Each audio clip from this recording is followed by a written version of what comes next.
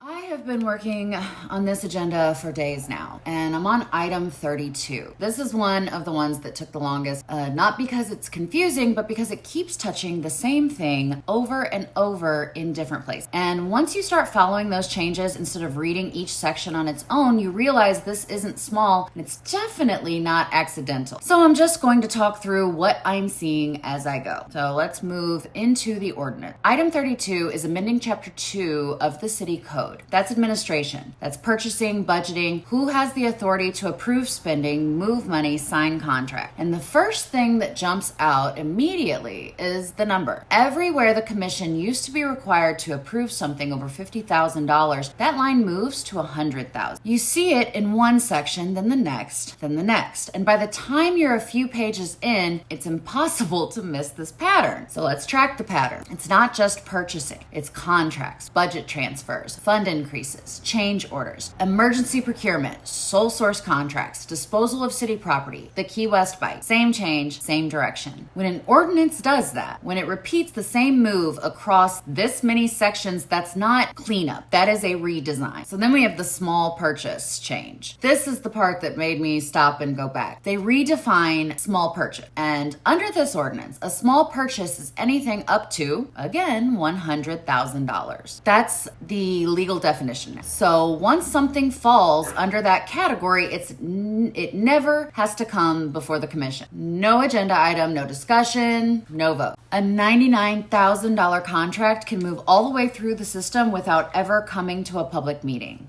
So, how things move without the commission. I want to be clear about something here because this always comes up. I don't want to micromanage staff. That's not the job. Staff should be able to do their work without having to ask permission for every little thing. But this goes way beyond that. This isn't about day-to-day operations. This is about removing elected officials from an entire range of financial decisions. Decisions that used to happen in public with discussion and with a vote. And once you cross that line, you're not talking about efficiency anymore. You're talking about who holds the power. Now, there is still a process. There are quotes, 1, 2, 3, depending on the amount, department sign-offs, purchasing sign-offs, finance sign-offs, sometimes the city manager. But all of that is internal. The step where elected officials talk it through publicly in front of the community, that step is gone for anything under $100,000. And yeah, the ordinance says purchases can't be split to avoid threshold, but enforcement of that stays inside City Hall also. So let's follow the money after the budget. This doesn't stop at buying things. Item 32 also expands who can move money after the budget is adopted.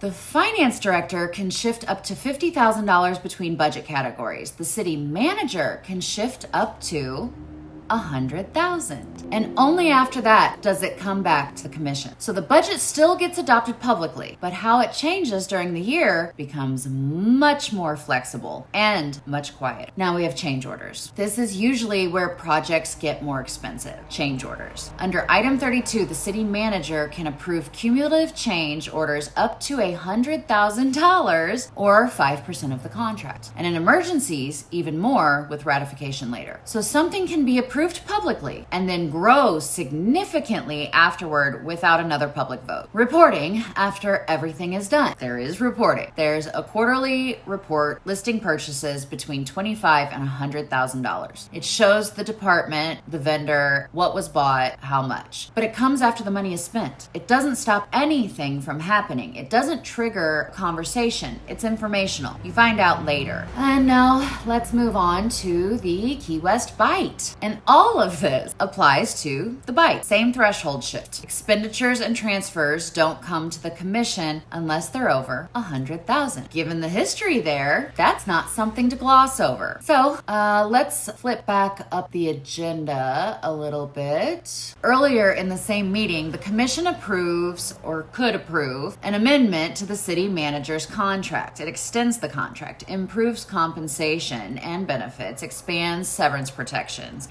real terms, it insulates the city manager from future commissions. That happens first. So now let's look at the timeline. Let's just lay this sequence out. Contract strengthened. Then an ordinance that shifts a huge amount of financial authority away from the commission and into the staff. And this is all happening in an election year. That's not housekeeping, that's the order. And why this doesn't undo itself. When authority gets written into the code, it doesn't automatically revert when new commissioners are elected. A future commission would have to reopen the code, draft a new ordinance, pass it through readings, and undo it. So these changes will shape how the city moves after this meeting. This ordinance doesn't remove oversight. It changes where it lives. More decisions happen internally, fewer come before the commission. Public involvement moves to after the fact. Paired with the contract amendment, that's not subtle. I'm not telling anyone what to think. I'm saying read it, trace the changes, look at the timing, because once you do, this stops looking incidental.